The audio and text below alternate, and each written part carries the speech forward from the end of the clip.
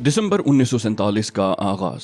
करीबन 4 हफ्ते पहले ये महाज डिक्लेयर हो चुका था और भारतीय सुरमा चकोठी और पूंछ तक पेशकदमी कर गए थे।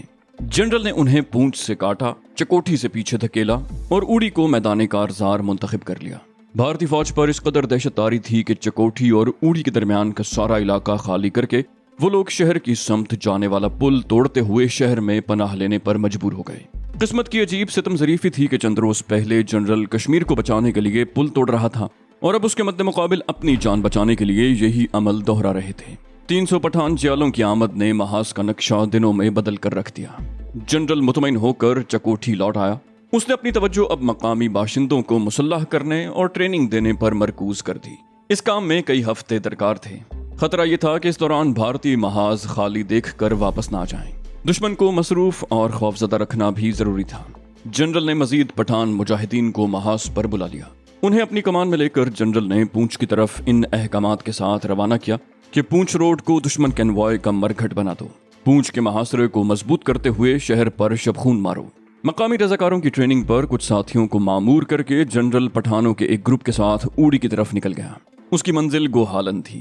सड़क छोड़कर 7000 फुट बुलंद सिलसिला हाय कोह को मुसख्खर करता और मंजिलों पर मंजिलें मारता बदरो हुनैन का ये मुसाफिर अपने सरफरोशों के साथ 3-3 फुट बर्फ पर पैदल सफर करता 2 दिन बाद गोहालन दुश्मन के सर पर अचानक जा पहुंचा। तारिक की अचानक आमद ने दुश्मन की सफों में खलबली मचा दी। सुबह होते ही दुश्मन के 3 स्क्वाड्रन उस पर हमलावर हुए। दुश्मन के एयरक्राफ्ट आते और उन पर अपनी मशीन गन्ने और बम खाली करके चले जाते, दोबारा लौटते और यही अमल वो सिपहर तक दोहराते रहे। गोहालन की ऊंची नीची सरजमीन, चट्टानों और दरख्तों से भरी पहाड़ियों ने अपनी गोद मुजाहिदीन पर वाह कर दी थी। वो उसमें समा गए और ये मौजज़ा ही था कि किसी एक पठान मुजाहिद को भी गहरा जख्म नहीं आया। दूसरी तरफ आकाशवाणी गला फाड़ फाड़ कर चिल्ला रही थी कि 300 कबायली हमला आवरों को उनकी वायु सेना ने मार डाला है। शाम ढले से करीबन आधा घंटा पहले कबायली मुजाहिदीन ने जनरल तारिक के ज़ेर कमान शुमाल मगरिब और जनूब में पोजीशनें संभाल लीं। जनरल ने एक पार्टी को हिरावल के तौर पर रैकी करने के लिए आगे भेजा ताकि वो लोग अकब में जाकर श्रीनगर से उड़ी को आने वाली सड़क बंद कर दें। खुद एक ग्रुप के साथ उड़ी शहर की फसील के करीब होकर बैठ रहे ताकि मौका पाते ही अपने ग्रुप के साथ उड़ी में दाखिल हो जाएं। मरकजी हमला अगले रोज 12 बजे उन लोगों ने उड़ी पर करना था। जनरल की प्लानिंग बड़ी शानदार थी। उसने फौज के 12 रजाकारों के सुपुर्द वो 6 3 इंच की मार्टर गन्ने नस्ब कर रखी थी और 250 गोले उन्हें सौंपे थे कि वो लोग ठीक दिन के 12 बजे उनका इशारा मिलने पर उड़ी कैंप के ऐन वस्त में अचानक गोलाबारी शुरू कर दें। जनरल तारिक ने ये मार्टर गन्ने ऐसी महफूज और ऐसे जाविये से लगाई थी कि वो अपनी जगह से 2500 गज दूर तक के टारगेट को हिट कर सकती थी। खुद वो गन्नों से करीबन 1000 गज दूर एक ऐसे मकाम पर बैठ गए जहां से दुश्मन का हर कैंप बखूबी नजर आ रहा था। प्लान के मुताबिक 12 बजे उन मार्टरों की अचानक गोलाबारी के बाद कबायलियों ने राइफलों का फायर खोलना और दुश्मन पर घात लगाना था, फिर खुला हमला करना था।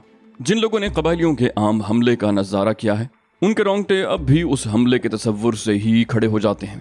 उस हमले में कबायलियों की हालत बिफरे हुए चीतों के रेवड़ की सी थी। वो अचानक अपनी जगह से उठते और खंजरों तलवारों बंदूकों से दुश्मन को चीरना फाड़ना शुरू कर देते। इस हमले के तसव्वुर से ही कई मकामात से अंग्रेज उनके आगे दुम दबाकर भाग जाया करते थे। जनरल तारिक की नजरें बड़ी बेचैनी से दुश्मन के कैंप पर गड़ी हुई थीं।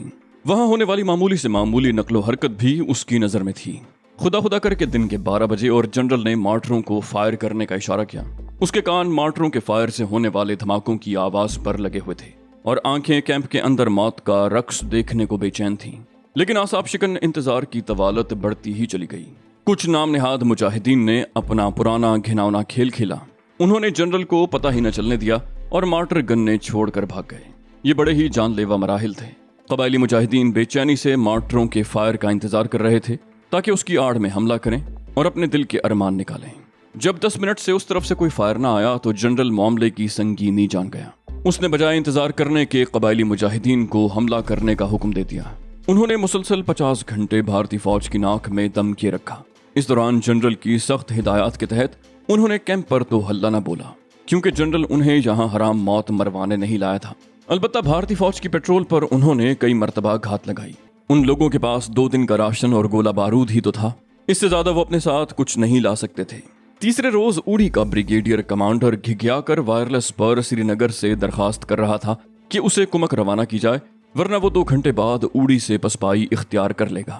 جب اوڑی کا بریگیڈ کمانڈر 2 گھنٹے کی لڑائی کے بعد پسپائی اختیار کرنے کے لیے صف بندی کر رہا تھا، جنرل طارق اور اس کے ساتھی انتہائی یاسیت کے عالم میں اپنی بے سر و سامانی کا جائزہ لے رہے تھے۔ ان کا راشن ختم ہو چکا تھا، بمشکل اتنے راؤنڈ بچے تھے کہ وہ لوگ گوہالن سے اپنی جانیں بچا کر نکل جائیں۔ برف باری کی شدت نے اب طوفان کی شکل اختیار کر لی تھی، خون رگوں میں منجمد ہوا جاتا تھا۔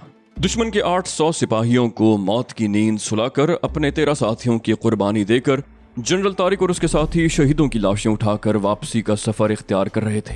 دسمبر کے آخری ایام تھے، برف باری کی شدت میں ہر روز اضافہ ہوتا جا رہا تھا۔ گوہالن میں مجاہدین کا حصار ٹوٹ گیا۔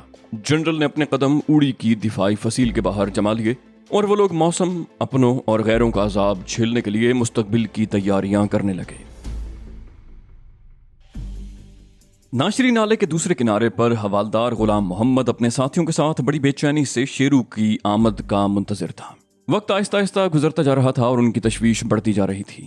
اس نے اغوا شدہ مسلمان لڑکیوں سے بھرا ہوا ٹرک حوالدار غلام محمد کو سونپ کر اس پر بہت بڑی ذمہ داری ڈال دی تھی۔ رات کے پچھلے پہر تک حوالدار غلام محمد نے ان لوگوں کا انتظار کیا۔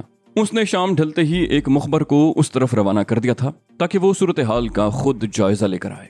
مخبر، جو ان کا ایک ہوم گارڈ تھا، رات تقریباً 8 بجے واپس آیا۔ اس نے بتایا کہ وہاں ہوم گارڈز اور فوج کے درمیان زبردست جنگ جاری ہے۔ حوالدار معاملے کی تہہ تک پہنچ گیا تھا۔ اسے ہر صورت میں ان مظلوم مسلم زادیوں کو کسی محفوظ مقام تک پہنچانا تھا۔ اسے رہ رہ کر اس بات کا افسوس ہو رہا تھا کہ شیرو اکیلا رہ گیا ہے۔ اس کے ساتھی ہوم گارڈز کسی بھی طرح فوج کا مقابلہ نہیں کر سکتے تھے، لیکن ایک اطمینان اسے بہرحال تھا کہ وہ بھی ایک انتہائی ضروری فرض ادا کر رہا ہے۔ ناشری نالے کے ایک کنارے پر کھڑے ہو کر اس نے حسرت بھری نظر بٹوٹ کی سمت ڈالی۔ کبھی کبھی دھماکوں کی آواز اس کی سماعت سے بھی ٹکرانے لگتی۔ یہ مارٹر کے فائر کی آواز تھی، ہلکے اسلحے کی آواز یہاں تک نہیں آ سکتی تھی۔ اس نے ایک ہوم گارڈ کو اشارہ کیا، گاڑی سٹارٹ کرو، اور تھوڑی دیر کے بعد ہی وہ لوگ سری نگر کی طرف روانہ ہو گئے۔ حوالدار غلام محمد دل ہی دل میں دعا مانگتا جا رہا تھا کہ سری نگر تک کا سفر بخیر و خوبی کٹ جائے۔ اسے اپنی یا ہوم گارڈز کی فکر نہیں تھی، فکر تھی تو ان مسلمان مظلوم لڑکیوں کی جنہیں قدرت نے اس کی حفاظت میں دے دیا تھا۔ ہلکی ہلکی پھوار پڑنے کی وجہ سے ان کی رفتار بہت سست تھی۔ رام بن کے پل تک وہ لوگ عافیت سے پہنچ گئے۔ یہاں پہنچ کر اچانک بارش کی رفتار میں اضافہ ہو گیا۔ صبح تک وہ لوگ ایک پہاڑی کی اوٹ میں کھڑے رہے۔ اس دوران ٹریفک مکمل بند رہی۔ یوں بھی کسی خطرے کے پیش نظر بارش کے دوران اس سڑک پر کنوائے سفر نہیں کرتے تھے، اور عام لاریوں اور ٹرکوں کا سفر تو شام ڈھلنے کے فوراً بعد ہی بند ہو جاتا تھا۔ الصبح ابھی ہلکی ہلکی بوندا باندی ہو رہی تھی جب حوالدار غلام محمد کی ہدایت پر ان لوگوں نے پھر سفر شروع کر دیا۔ بانہال کے نزدیک برف گرنے لگی۔ غلام محمد کو اب دھڑکا لگا ہوا تھا کہ کہیں خدا نخواستہ پیر پنجال والی سرنگ کا راستہ بند نہ ہو جائے۔ ٹرک کے اگلے شیشے پر اب برف بار بار سفید چادر تان رہی تھی۔ اب وہ مزید رک کر یہاں انتظار کرنے کا خطرہ مول نہیں لے سکتے تھے۔ ٹرک رینگ رینگ کر آگے بڑھتا رہا۔ برف باری سے اسے جلد ہی نجات مل گئی۔ اب ان کے سامنے چنگاریوں کی بارش ہونے لگی تھی۔ سورج کی کرنوں نے سامنے سڑک پر بکھری برف میں آگ لگانا شروع کر دی۔ سفید کوہرے پر پھسلتے ہوئے وہ بلاخر سری نگر تک پہنچ گئے، جہاں فوج کا ایک دستہ اور مقامی ہوم گارڈز ان کے منتظر تھے۔ بٹوٹ والے حادثے کی خبر یہاں تک پہنچ چکی تھی۔ اب وہ لوگ ان کے ساتھ کچھ بھی سلوک کرتے، لیکن حوالدار غلام محمد کو یقین تھا کہ مسلمان عورتیں محفوظ ہاتھوں میں پہنچ چکی ہیں۔ قریباً 2 گھنٹے کے مسلسل سفر کے بعد بلاخر انہیں ایک قدرے محفوظ پناہ گاہ میسر آ گئی۔ وہ لوگ کسی دیہات کے نزدیک پہنچ چکے تھے اور وہ دیہات کے باہر ایک پہاڑی کے دامن میں بنے باغ کے ایک کونے میں نظر آنے والی جھونپڑی تھی۔ کمرے کی چادر میں سسکیاں بھرتے ماحول میں آنکھیں پھاڑ پھاڑ کر شیرو نے پہلے دور سے اس کا جائزہ لیا، پھر اس یقین دہانی کے بعد کہ جھونپڑی خالی ہے، اس نے آسیہ کو اپنے پیچھے آنے کا اشارہ کیا۔ سہمی سکڑی سمٹی لڑکی اس کے پیچھے پیچھے چل دی۔ جھونپڑی سے چند گز دور ہی وہ رک گئے۔ اس نے سٹین گن جھونپڑی کی طرف تان رکھی تھی۔ اس نے لڑکی کے کان میں سرگوشی کی، تم اندر داخل ہو جاؤ، اگر کوئی گڑبڑ ہوئی تو میں نمٹ لوں گا۔ اندر اگر کوئی ہو تو اسے میری باہر موجودگی سے آگاہ نہ کرنا۔ لڑکی نے آہستہ سے کہا، اچھا۔ وہ ڈرتی ڈرتی جھونپڑی کے دروازے تک پہنچی جو بند تھا۔ وہاں رک کر اس نے شیرو کی طرف دیکھا۔ شیرو نے ہاتھ اور سر کے اشارے سے اس کا حوصلہ بڑھایا اور اس نے کانپتے ہاتھوں سے گھاس پھوس کا بنا دروازہ ایک طرف ہٹا دیا۔ اندر بظاہر کوئی نظر نہیں آ رہا تھا، پھر بھی ایک نامحسوس سی گھبراہٹ اس پر طاری تھی۔ ابھی بمشکل وہ 2 قدم ہی اندر داخل ہوئی تھی کہ اس کا پاؤں کسی شے سے ٹکرایا اور وہ اپنا توازن کھو بیٹھی۔ उसने बड़ी हिम्मत से अपनी चीख का गला घोंटा। फिर शेरू उसके ताक़ुब में अंदर आ गया। लड़की ने मामले की संगीनी का एहसास कर लिया और ये जान लिया था कि जहां से उठने वाला कोई भी शोर उन दोनों की जान ले लेगा। शेरू ने माचिस की दूसरी तीली भी जला डाली। उनके सामने एक कोने में चारपाई पर एक लकड़ी का बक्स खुला हुआ था जिसमें से कपड़े निकलकर बाहर गिरे हुए थे। एक तरफ एक लालटेन औंधे मुंह गिरी हुई थी। शेरू सबसे पहले उसकी तरफ मुतवज्जे हुआ। उसने लालटेन को सीधा किया जिसका शीशा कई जगह से तड़क गया था। हिलाकर देखा तो शेरू की जान में जान आई। उसमें तेल मौजूद था। उसने सबसे पहले उसी को रोशन किया और लौ बढ़ाकर वो आसिया की तरफ मुतवज्जे हो गया। उसने चारपाई की तरफ इशारा किया, उठो, उधर बैठ जाओ, घबराओ नहीं। आसिया ने किसी सहरज़दा मामूल की तरह उसका हुक्म माना। ट्रंक में रखे हुए कपड़े मालिक के साहिब हैसियत होने का एहसास दिलाते थे। शेरू ने चादर अपने जिस्म से अलग कर दी और अपनी वर्दी पर लगे होम गार्ड्स के तमाम निशानात नोच डाले। उसने वर्दी के ऊपर वहां मौजूद एक लंबी सी कमीज ओढ़कर उस पर गर्म जर्सी पहन ली। अब किसी को उस पर होम गार्ड होने का शक नहीं हो सकता था। एक जर्सी और जुराबें ट्रंक से निकालकर उसने आसिया की तरफ भी बढ़ा दी। जुराबें अपने पाँव में पहनते हुए जब उसकी नजरें अचानक शेरू से टकराईं तो शेरू का दिल भर आया। वो किसी खाते पीते घराने की लग रही थी। उसके कपड़े भी इसी अमर की दलालत करते थे और शेरू की समझ में ये बात भी आ गई कि उसकी बर्बादी की वजह भी उसके बाप की दौलतमंदी ही होगी, क्योंकि अव्वल तो मुसलमान और फिर मालदार कभी भी हिंदू लीडरों से महफूज नहीं रह सकता। शेरू ने कहा, मुझे अफसोस है लेकिन मैं बहुत मजबूर हूँ। काश तुम्हारे लिए गर्म कपड़ों का बंदोबस्त कर सकता। लड़की की आवाज भी भर आ गई। बोली, मुझे शर्मिंदा मत कीजिए। उसकी आंखें भर आई थीं लेकिन उसने कमाल जब्त से आंसू पी लिए। ठंडक से शेरू को अपनी उंगलियों के पोरों में खारिश महसूस होने लगी। वो लड़की की हालत का बखूबी अंदाजा कर सकता था। उसके सब्र की इंतहा थी कि उसने अभी तक अपने साथ होने वाली किसी भी मौसमी और तकदीरी ज्यादती की शिकायत शेरू से नहीं की थी। शायद इस तरह वो अपने मोहसिन पर मजीद कोई दबाव नहीं डालना चाहती थी, क्योंकि उसने अपनी आंखों से उन लोगों को मुसलमान बेटियों की इज्जत बचाने के लिए अपना आप दाव पर लगाते देख लिया था। वो जानती थी कि बटोट के जहन्नमजार से उनकी इस्मतें बचाने वाले इंसान नहीं, फरिश्ते होंगे। शेरू अचानक कुछ सोचकर अपनी जगह से आगे बढ़ा। उसने झोंपड़ी का दरवाजा खोल दिया और बाहर निकल आया। न जाने क्यों उसे यहाँ अजीब सी घुटन का एहसास होने लगा था। बाहर आकर उसने 2-4 लंबे लंबे सांस लिए और चारों तरफ घूम फिर कर जायजा लिया। फिर वो मुतमईन होकर लौटा। 15-20 मिनट के बाद शेरू की वापसी भी हो गई। वो उसे किसी और ही आलम की मखलूक दिखाई दे रहा था। उसने सोचा, ऐसे अजीम इंसान भी इस दुनिया में होते हैं। वो शेरू की तरफ देखती रही जो उसकी मौजूदगी से बेपरवाह एक कोने में धरे मटके से पानी निकाल कर हाथ मुंह धो रहा था। फारिग होकर उसने तनकीदी नजरों से झोंपड़ी की दीवार का जायजा लिया। दीवारों के अंदर बाहर मिट्टी का लेप किया गया था। कदरे मुतमईन होकर उसने लकड़ी का बक्स दरमियान में रखा और उसके ऊपर वहां मौजूद बाकी कपड़े फेंक दिए। उसने आसिया को मुखातिब किया। बोला, थोड़ी देर के बाद सुबह हो जाएगी। अगर तुम जरूरत समझो तो मुंह हाथ धो लो। हमारा ज्यादा देर ठहरना मेरे ख्याल से मुनासिब नहीं। फिर वो उसका जवाब सुने बगैर अभी आया कहकर बाहर निकल गया। आसिया को अब उसकी किसी हरकत पर हैरानी नहीं होती थी। उसकी वापसी बमुश्किल 3-4 मिनट के बाद ही हुई। उसके दोनों हाथों में सेब थे। बोला, मैंने सोचा रवानगी से पहले नाश्ता ही कर लें। उसकी बात पर एक फीकी सी मुस्कुराहट खामखा लड़की के होंठों पर आ गई। उसने आसिया को दरवाजे की तरफ आने का इशारा किया। बोला, बुरा मत मानो, इस तरफ आ जाओ। फिर सेब उसके हाथों में थमाकर उसने चारपाई एक कोने में खड़ी कर दी और जमीन पर बैठकर एक कपड़े को आग लगा दी। 2-3 मिनट तक धुएं से आंखें सुर्ख करवाने के बाद वो बिलाखिर अपने मकसद में कामयाब हो गया। लकड़ी का बक्स जलने लगा था। झोंपड़ी में मौजूद घुटन में बक्स के जलने से खासी कमी हो गई थी। आसिया को आग की तपिश से यूं महसूस हुआ जैसे वो दोबारा जिंदा हो गई हो।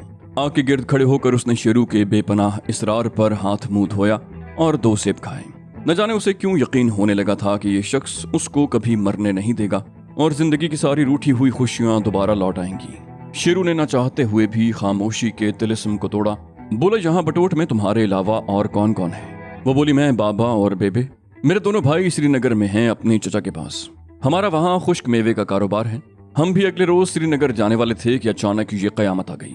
हिंदुओं ने मेरे वालिद को मार डाला और मुझे पुलिस वाले वहाँ सोनी लॉज में ले गए। इस मर्तबा उसने अपने आंसुओं को नहीं रोका। शेरू भी यही चाहता था कि वो अपना बोझ किसी तरह हल्का कर ले। उसे उस लड़की के बेपनाह सब्र ज़ब्त से अब खौफ आने लगा था। वो महसूस करने लगा था कि अगर आसिया के अंदर मौजूद गुबार न छटा तो कहीं वो अचानक ही न फट पड़े और उसकी जान ले ले। वो बोली, ओ मैं माफी चाहती हूँ, मुझे इस तरह आपके सामने नहीं रोना चाहिए। वो शर्मिंदा सी हो गई। शेरू की आवाज किसी कुएं से आती महसूस हुई। बोला, नहीं आसिया, अच्छा है आदमी अपने दुख पर रो ले। ये अंदर की घुटन बसा औकात बड़ी जानलेवा होती है। वो अपनी बात मुकम्मल करके खला में घूरने लगा। आग पर नजरें जमाए खड़े हुए शेरू पर उस लम्हे आसिया को बड़ा रहम आया। उसने महसूस किया कि जैसे शेरू तो उससे भी ज्यादा मजलूम है, उससे भी ज्यादा हमदर्दी का मुस्तहिक है। जाने उसके इस फिक्रे में ऐसी क्या बात थी जो आसिया को खा गई। उसने आखिर पूछ ही लिया, आप कहाँ के रहने वाले हैं? शेरू ने कहा, पूंछ का। आसिया ने बड़ी हैरानी से उसकी तरफ देखा, बोली, आप पूंछ से यहाँ? शेरू बोला, बस कुदरत के काम हैं, मैंने तो कभी जिंदगी में नौकरी करने का तसव्वुर ही नहीं किया था। फिर आसिया का जी चाहा कि वो उसके घर बार की भी खबर ले। उसने बड़े अजीब से लहजे में झुझकते हुए उससे सवाल कर ही लिया, बोली, आपके बच्चे भी तो होंगे वहां? शेरू उसका मुद्दा जान गया और मुस्कुरा कर चुप हो रहा। फिर बड़ी आहिस्तगी से बोला, मैंने अभी शादी नहीं की, मेरी माँ ने अभी सोचा ही नहीं, मेरी सिर्फ माँ ही है, लाला है, बेबे है और जोहरा। खुदा जाने वो किस हाल में होंगे।